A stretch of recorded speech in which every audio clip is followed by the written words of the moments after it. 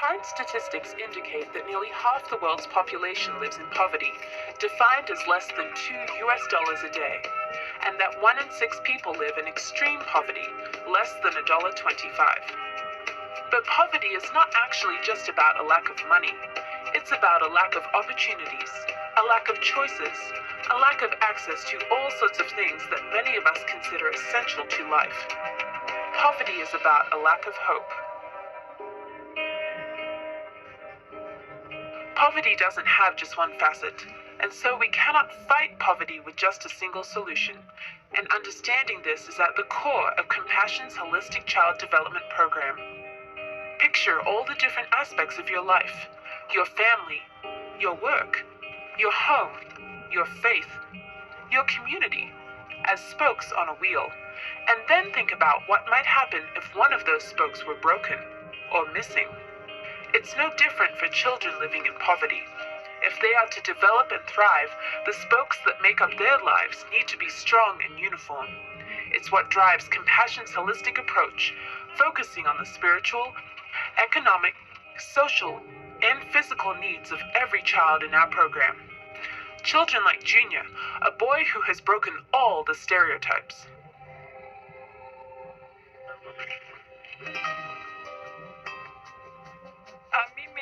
The main concern I have for my son is who his friends are going to be, because I'm worried that in the future he might have friends who are not going to share the same spiritual values that we have, and that might cause him to stray.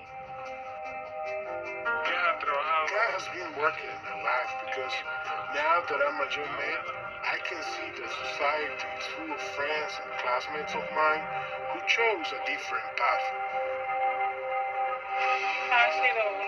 The project has been a blessing. Thanks to the presence of the project in this neighborhood, my son has been busy learning computer science and things about the church and God, which is really good. And there are other young people like Leah, a young woman intent on rewriting her future.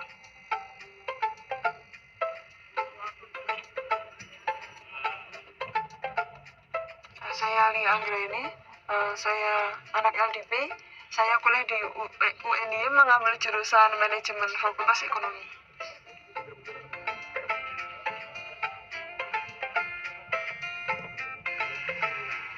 Ada satu ilmu, yaitu ilmu dasar ekonomi yang berbunyi dengan modal yang minimal mendapatkan hasil yang maksimal.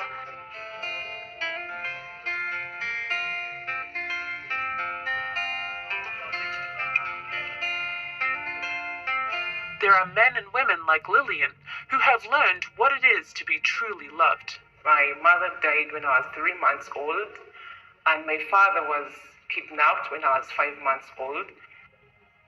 I didn't value God so much because he had taken my parents, he had taken my joy as a child. Regardless of the fact that I knew him, I hated him. When I was 9, Compassion was my turning point. I was just told, smile, we are going to take a photo of you. I didn't know what it meant to smile. I smiled. They told me, there is someone in the world who loves you so much. I used to get letters. She would tell me, I love you so, so much. And you're an inspiration to me. She helped me to hope for more. The blessing that you gave me is blessing many more. Thank you for what you did. And amazing stories like Eric's, a boy whose journey has been transformational. What I'm mostly receiving from the project is physical therapy for Eric. They are the ones that help him to start walking and talking.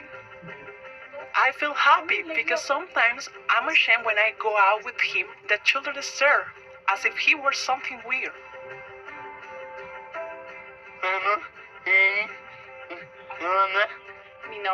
My name is Nancy Ceballos.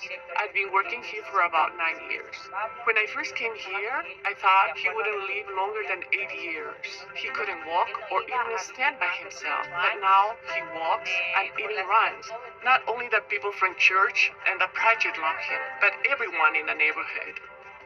I tell people with a special needs child, don't give up, because God has given a very special child. These children are the most wonderful thing. I'm very proud of my son and who he is. There is no question that poverty is a complex matter, and so solving it is complex too. Complex, but not impossible. We can end poverty. We are ending poverty, one story at a time.